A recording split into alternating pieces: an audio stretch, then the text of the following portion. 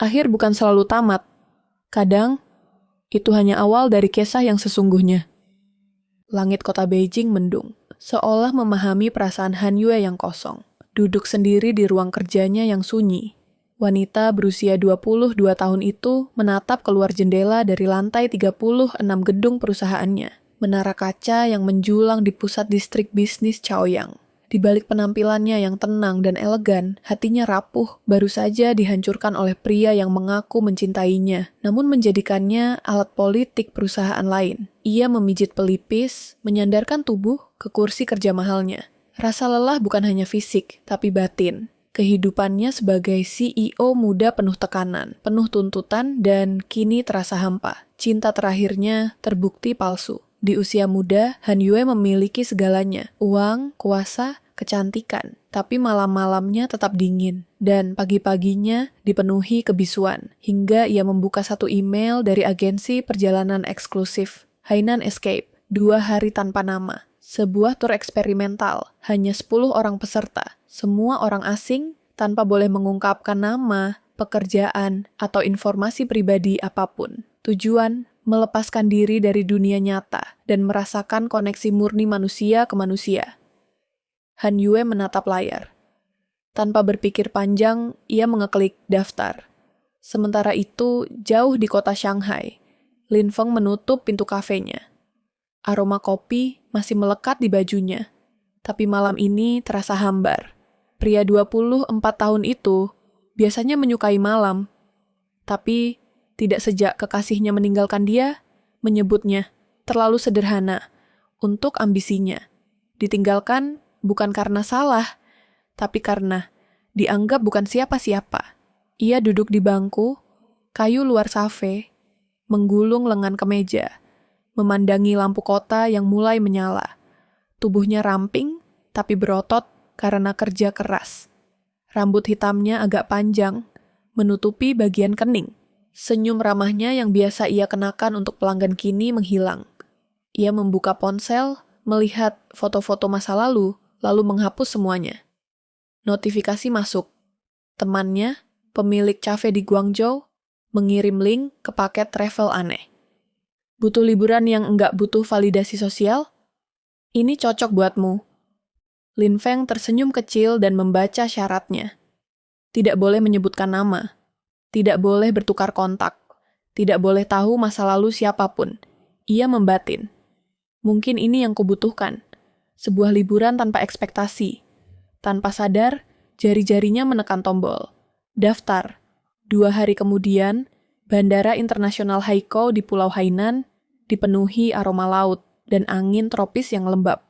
10 orang berkumpul di tempat penjemputan tur, masing-masing membawa koper ringan. Di antara mereka, 2 sosok menarik perhatian. Seorang wanita berambut hitam panjang terurai sampai pinggang, berdiri dengan anggun memakai kaos putih longgar dan celana linen krem.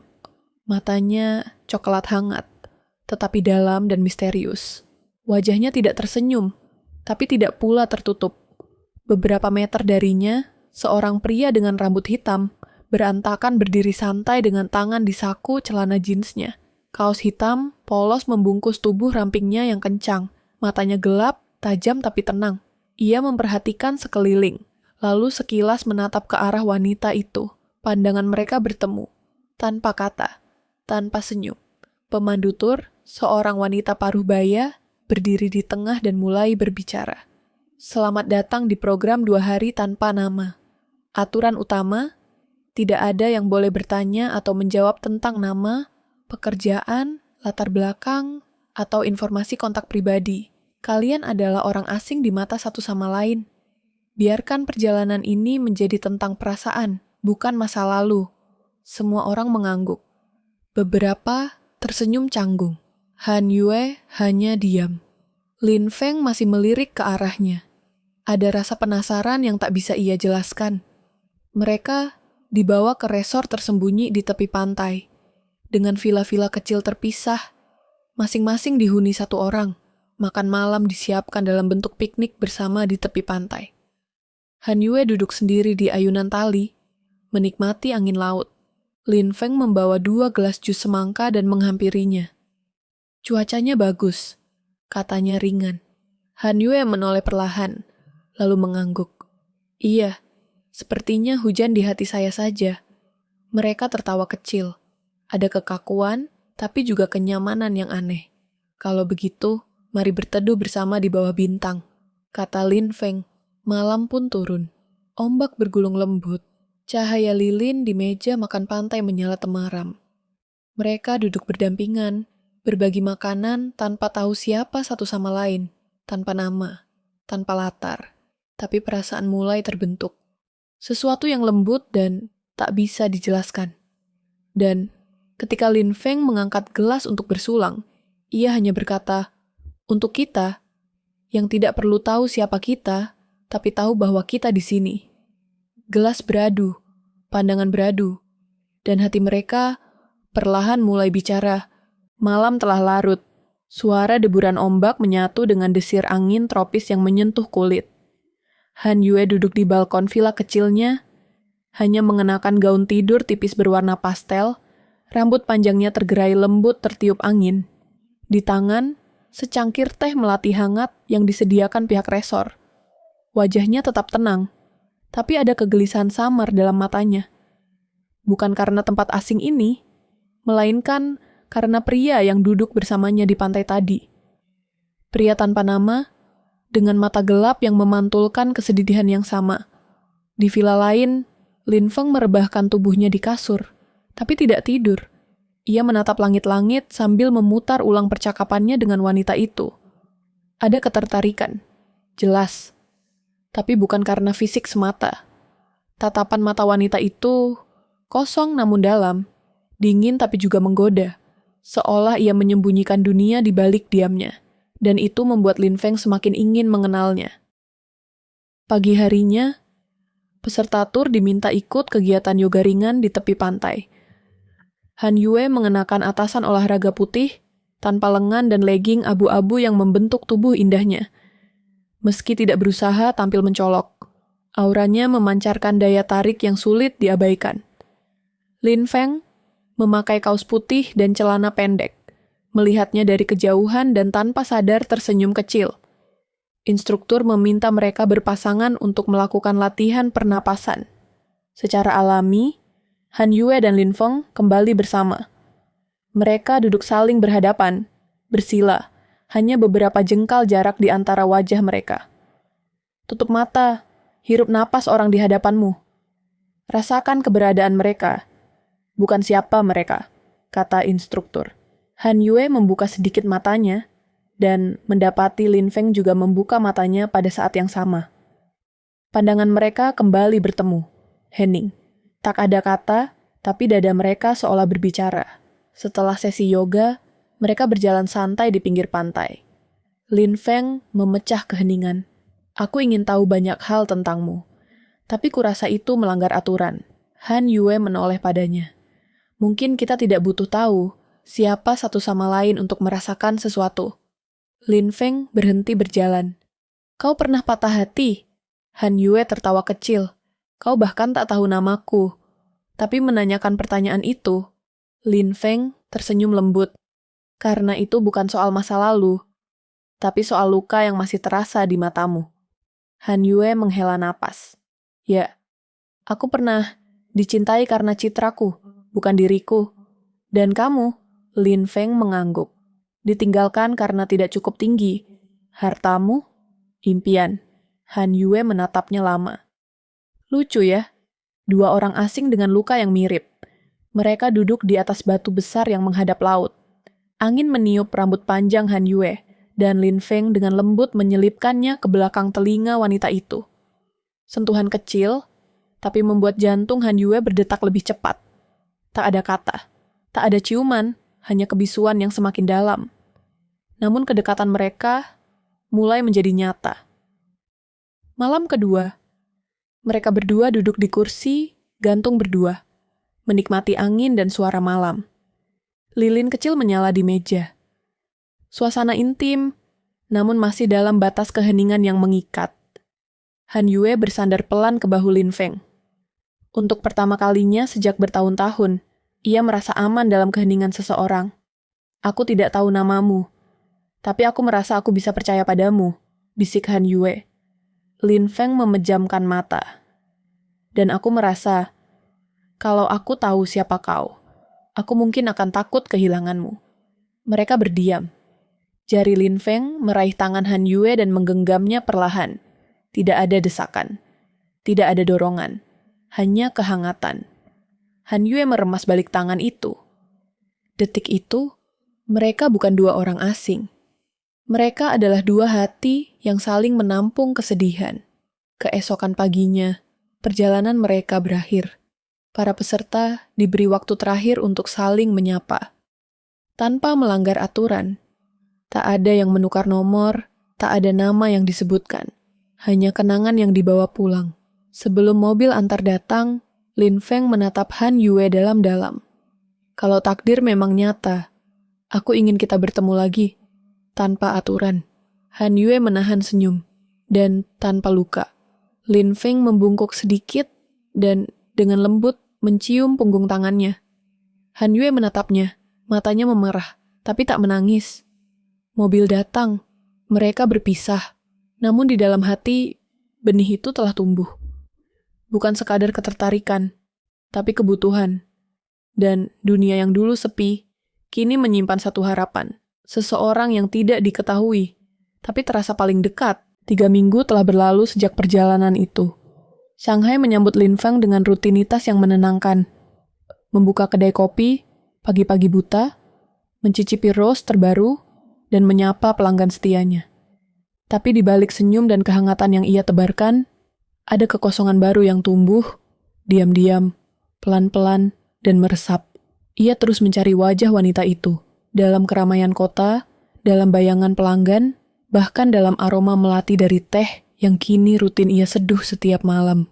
Ia tak tahu nama wanita itu, tapi senyumnya, tatapan matanya, cara dia menggenggam tangan Lin Feng di malam terakhir mereka, semua itu terekam jelas di benaknya. Lin Feng tak bisa melupakannya, tidak seperti cinta yang lewat.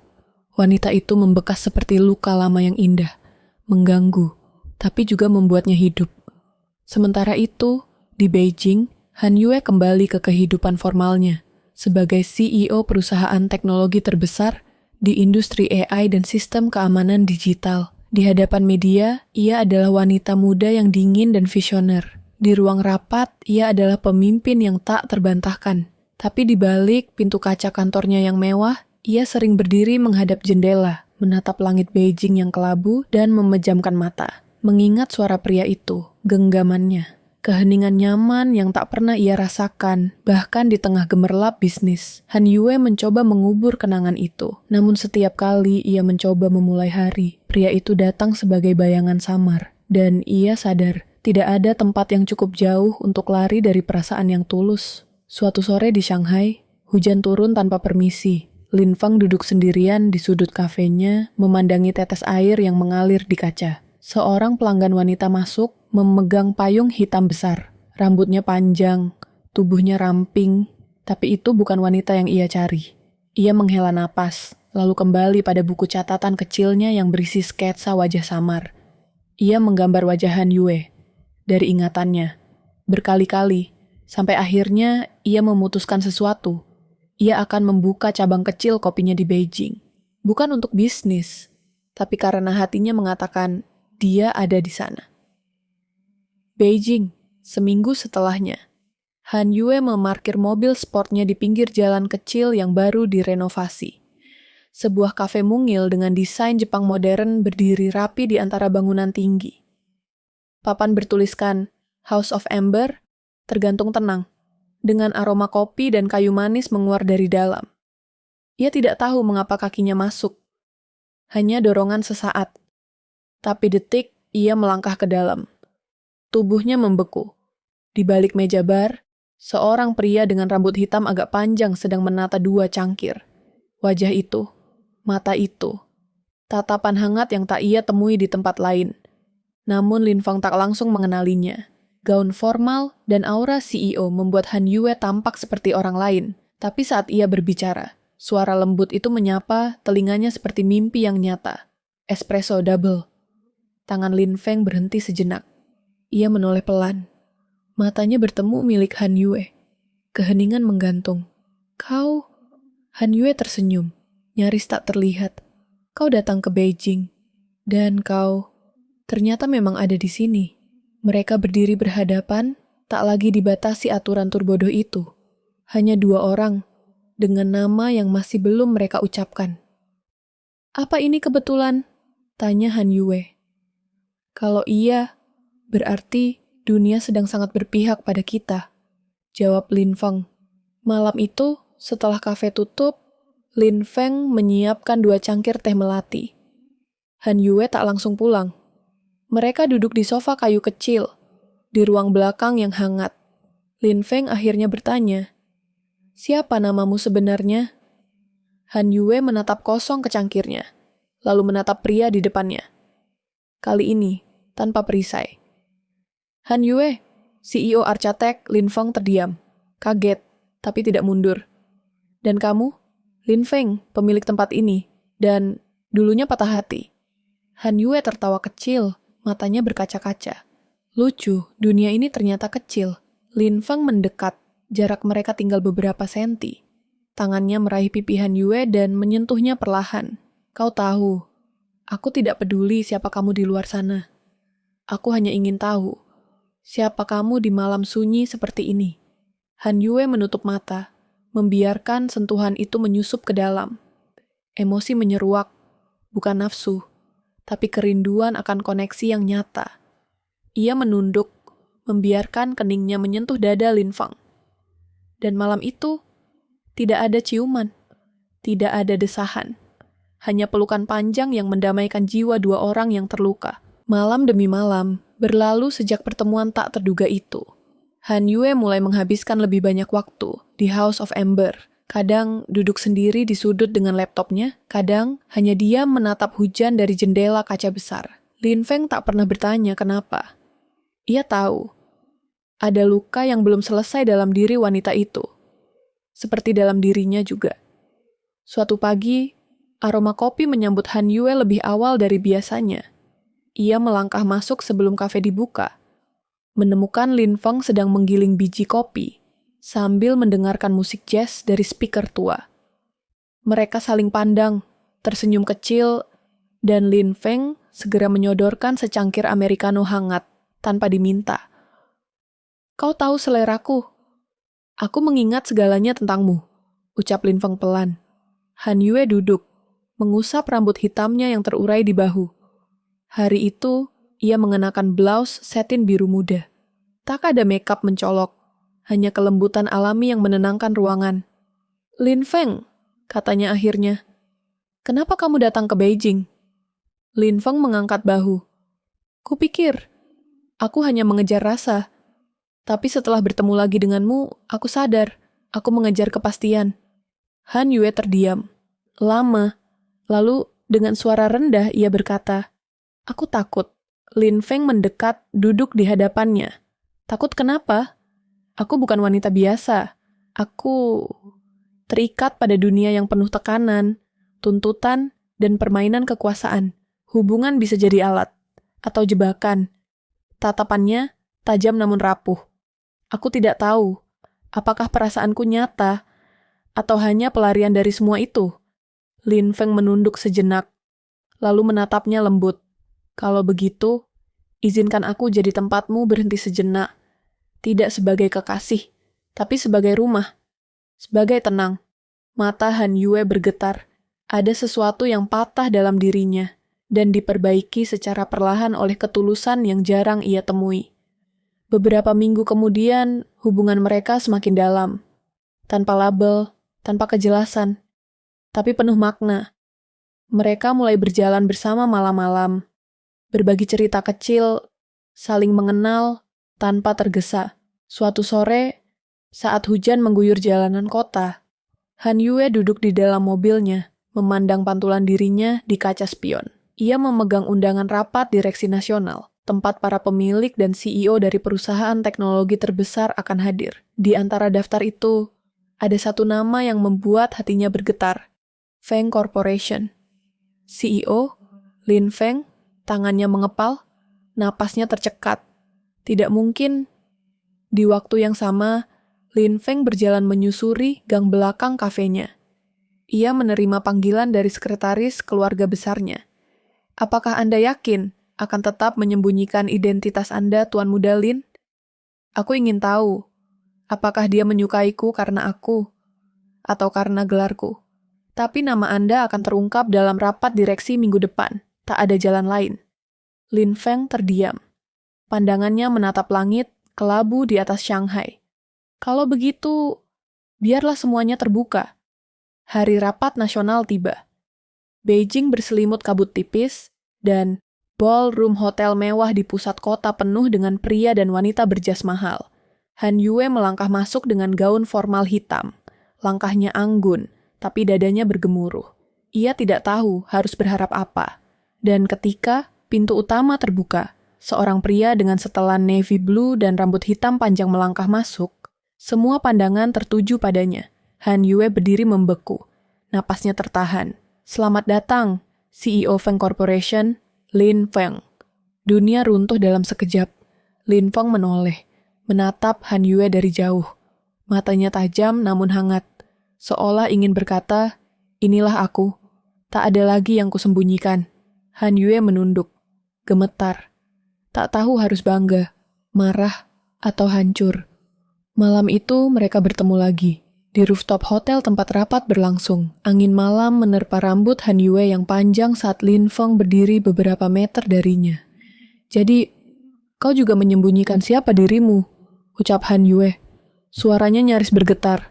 Aku hanya ingin kau mengenalku. Sebagai aku, bukan sebagai pewaris kekuasaan. Han Yue menoleh, menatapnya lurus.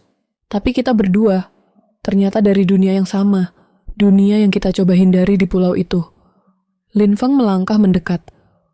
Mungkin itulah takdirnya, agar kita tidak lagi lari.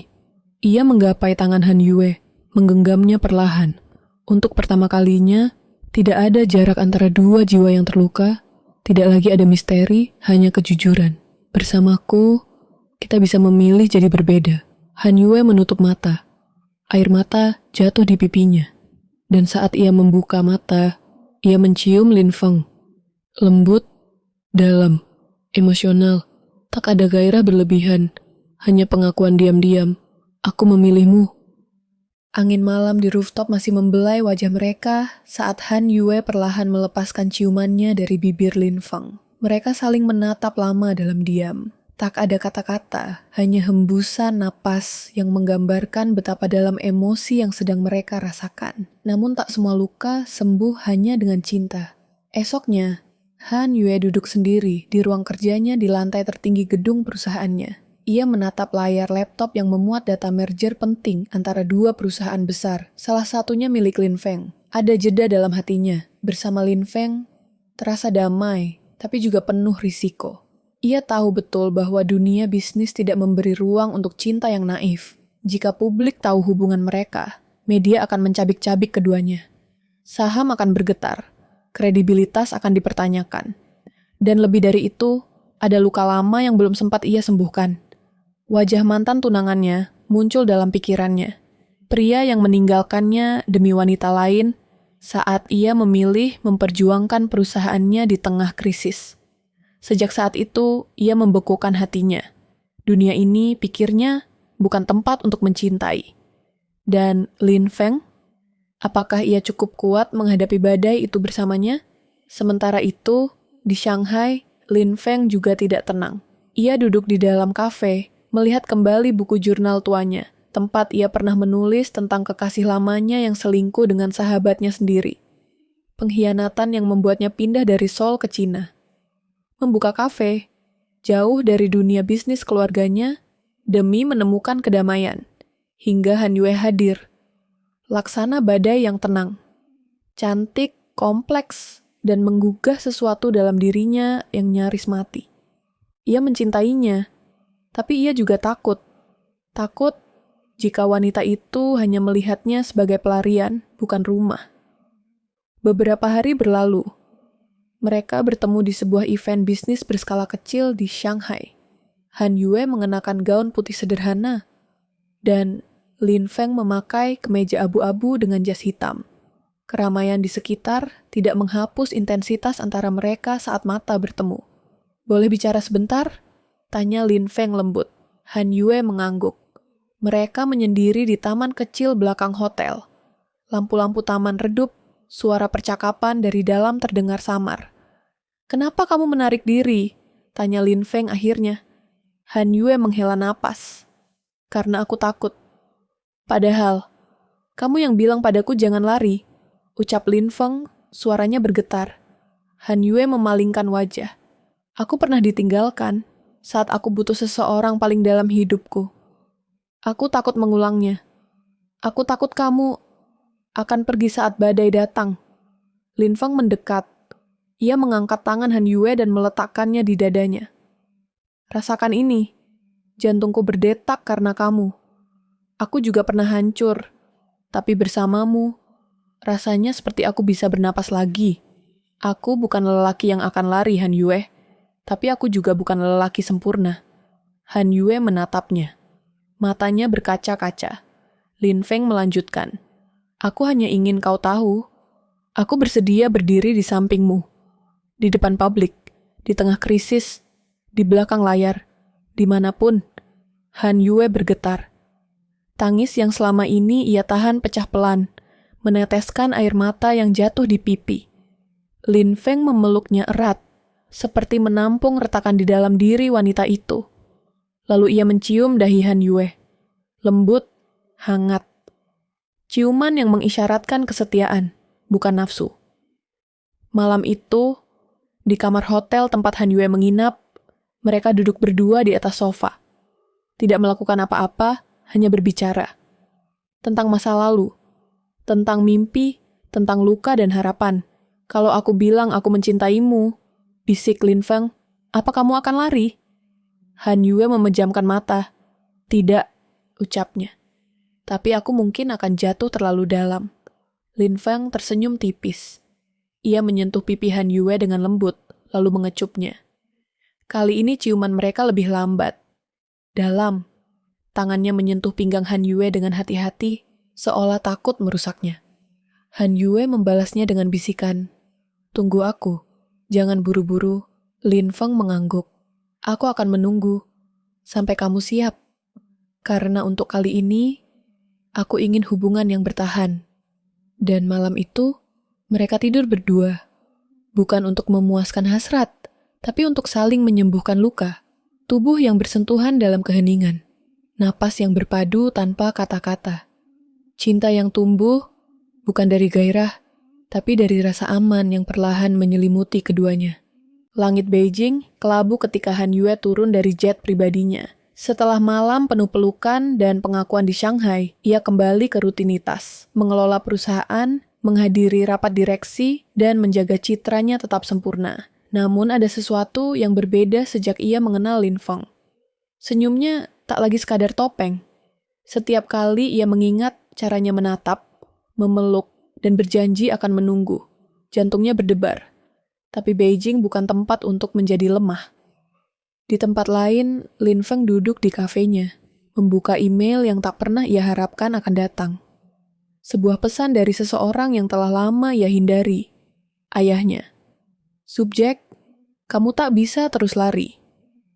Di dalamnya terdapat lampiran surat panggilan rapat warisan bisnis keluarga.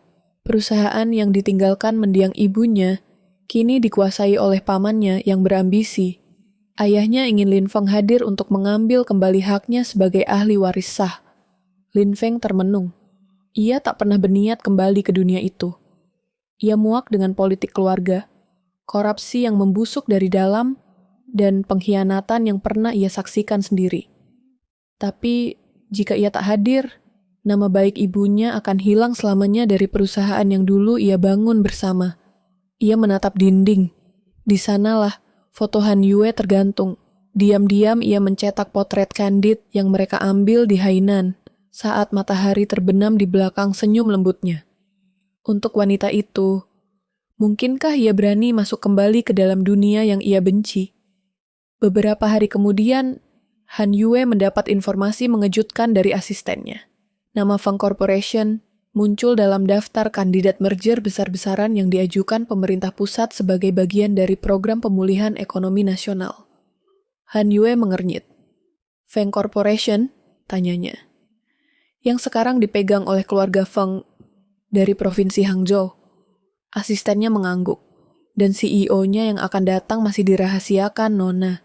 Sementara itu, di Shanghai, Lin Feng bersiap menghadiri pertemuan penting itu. Ia akhirnya memutuskan untuk menjawab panggilan ayahnya dan terlibat kembali. Bukan karena ambisi, tapi karena ia ingin melindungi warisan ibunya. Ia ingin menjadi seseorang yang pantas di samping Han Yue. Ia tidak tahu bahwa jalannya akan segera bersinggungan langsung dengan wanita yang diam-diam ia cintai. Beijing, hari pengumuman peserta merger. Acara itu digelar di hotel termewah di pusat kota. Pejabat-pejabat pemerintah, pengusaha besar, dan media berkumpul. Han Yue, sebagai salah satu kandidat unggulan, duduk di baris depan. Ketika nama Feng Corporation disebut, semua kepala menoleh ke arah pintu masuk, dan di sanalah Lin Feng muncul. Mengenakan jas abu-abu elegan, rambutnya ditata rapi, mata gelapnya tajam dan percaya diri. Han Yue tercekat. Lin Feng? Dia?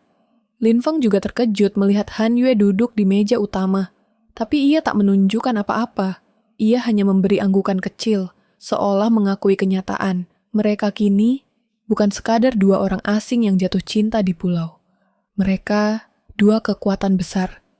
Di medan perang bisnis, acara berlangsung tegang.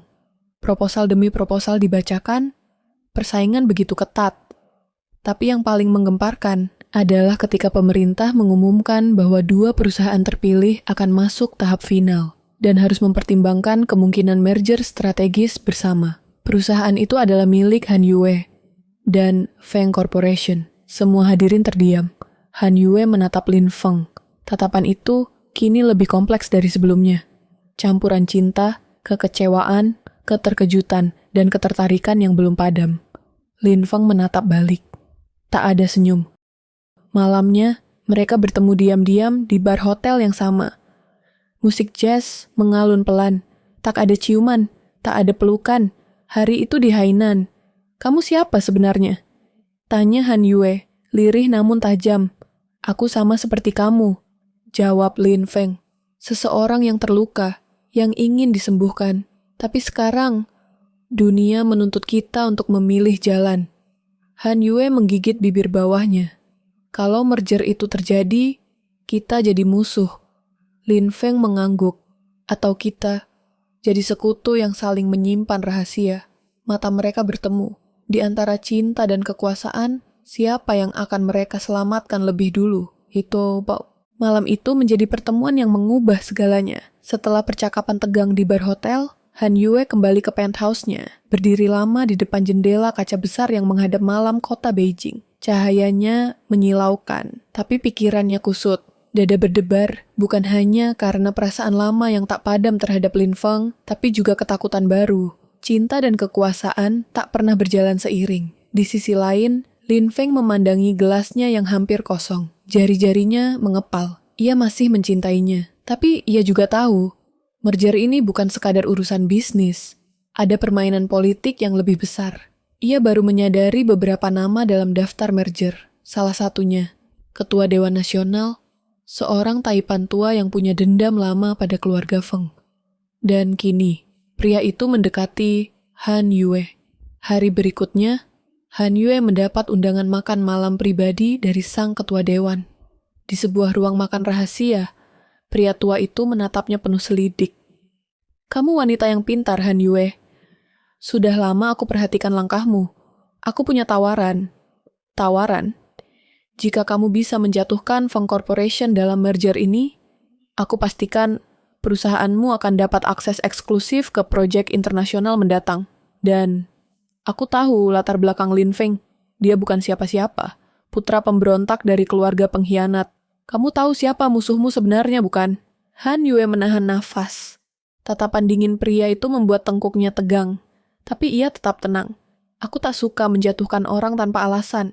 Jawabnya pelan. Apalagi seseorang yang pernah menyelamatkan jiwaku. Sementara itu, Lin Feng mendapat informasi dari kontak lamanya, seseorang dari dalam politik. Ada yang mencoba menjatuhkanmu lewat merger ini, kata pria itu. Ketua dewan bermain kotor. Mereka akan pakai siapapun, termasuk Han Yue. Han Yue? Lin Feng tercekat. Dia tidak seperti itu. Kau yakin? Balas temannya. Karena dia pernah bekerja sama dengan mereka 2 tahun lalu, dalam merger rumah sakit besar di Tianjin. Lin Feng terdiam di apartemennya, menggenggam foto ibunya yang dulu pernah dituduh korupsi. Lalu dibunuh secara misterius. Ia tahu, ini bukan sekadar merger, ini perang lama yang belum selesai. Jika ia kalah, bukan hanya perusahaan yang hancur, tapi seluruh nama keluarganya akan lenyap. Tapi jika ia menang, akankah ia kehilangan Han Yue? Malamnya, Lin Feng berdiri di depan gedung tempat tinggal Han Yue. Ia menatap ke atas, ke jendela lantai paling tinggi. Lalu ia kirim pesan pendek. Kita harus bicara, bukan sebagai CEO, tapi sebagai 2 orang yang pernah saling percaya. Han Yue tak membalas. Tapi setelah 1 jam, pintu lobi terbuka. Han Yue berdiri di sana, mengenakan sweater hitam dan celana panjang sutra. Rambut panjangnya tergerai. Mata coklatnya redup namun tajam. Aku hanya punya waktu 10 menit, ucapnya dingin. Mereka duduk di balkon suite-nya, berjarak beberapa langkah. Malam sunyi. Aku tahu soal ketua dewan, ucap Lin Feng pelan. Dan aku tahu kamu pernah bekerja sama dengannya. Han Yue menoleh cepat. Kau menyelidik aku. Aku ingin tahu apakah kamu akan jadi musuhku atau tetap jadi seseorang yang bisa aku percaya. Keheningan menggantung. Han Yue menatap matanya. Dalam, tajam, lalu melembut. Waktu di Hainan, kau peluk aku seperti aku satu-satunya yang tersisa di dunia. Tapi sekarang kau ragukan aku. Aku takut kau akan memilih dunia yang berbeda. Dunia yang akan menjatuhkanku. Han Yue mendekat.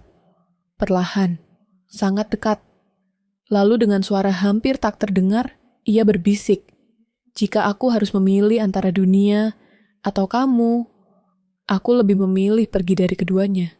Lin Feng menahan napas. Tubuh mereka kini hanya berjarak 1 tarikan napas. Tapi kali ini tidak ada ciuman, tidak ada pelukan, hanya tatapan 2 jiwa yang saling terluka dan berusaha saling melindungi dari dunia di luar sana. Keesokan harinya, publik dikejutkan oleh berita mengejutkan. CEO Han Yue mengundurkan diri dari kompetisi merger. Media gempar, bursa saham goyah, ketua dewan murka, dan Lin Feng berdiri sendiri di atas panggung pengumuman merger, memegang kendali penuh atas perusahaan ibunya. Tapi sesaat sebelum pidato dimulai, Lin Feng menerima 1 pesan di ponselnya. Aku sudah memilih, tapi bukan berarti aku pergi. Aku akan menunggumu, bukan di Beijing, bukan di Shanghai, tapi di tempat pertama kita saling menyentuh jiwa. Yue.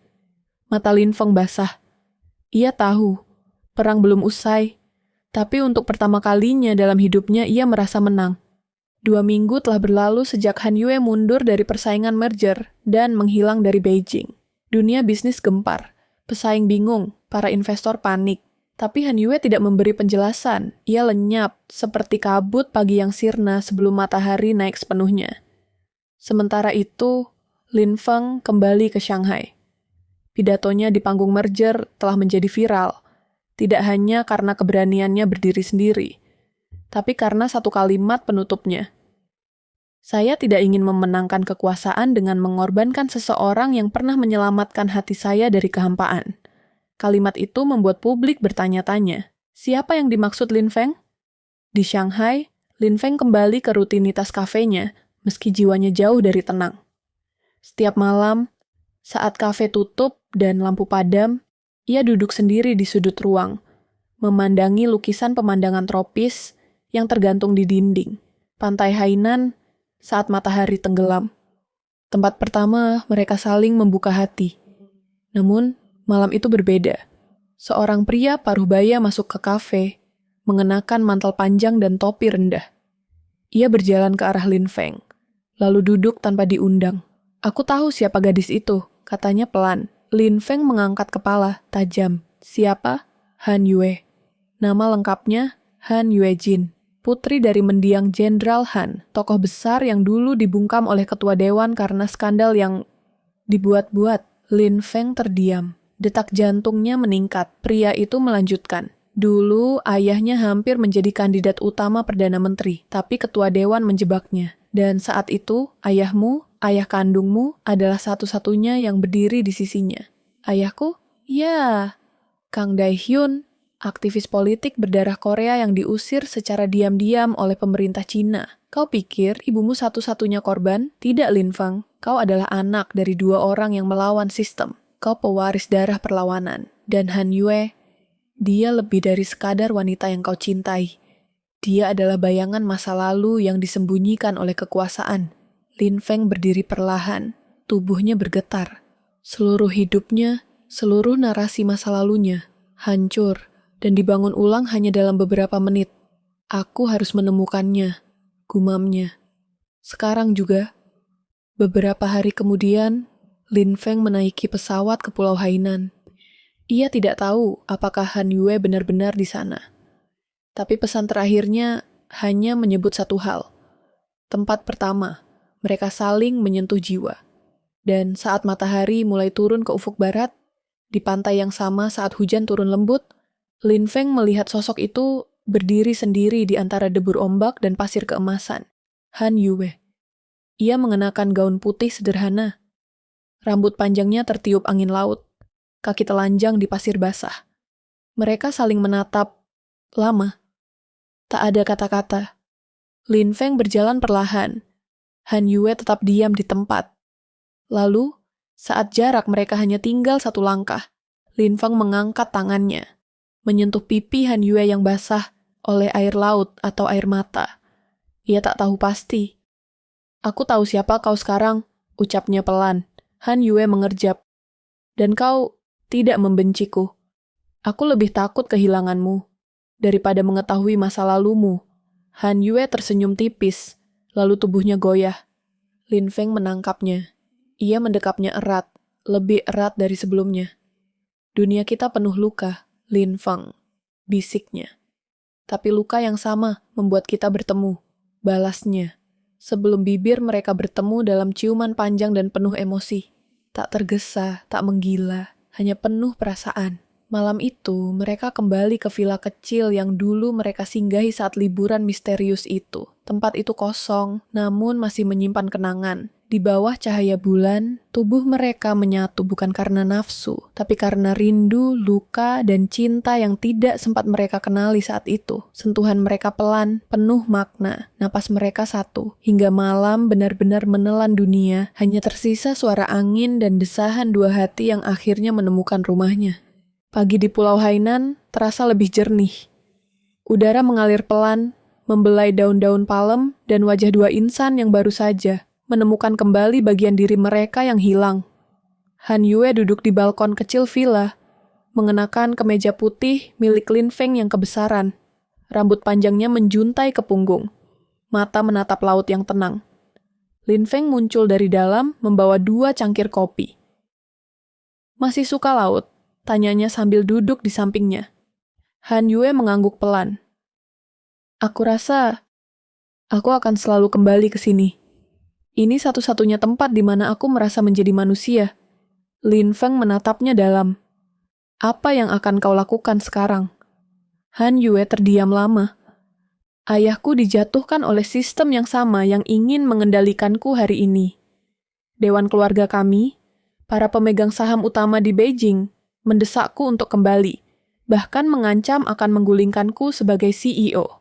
Kau akan melawan mereka?" "Aku sudah cukup lama berdiam diri, Lin Feng. Tapi aku tak mau memperjuangkan kursi kekuasaan untuk balas dendam. Aku ingin memperbaiki luka yang ditinggalkan ayahku."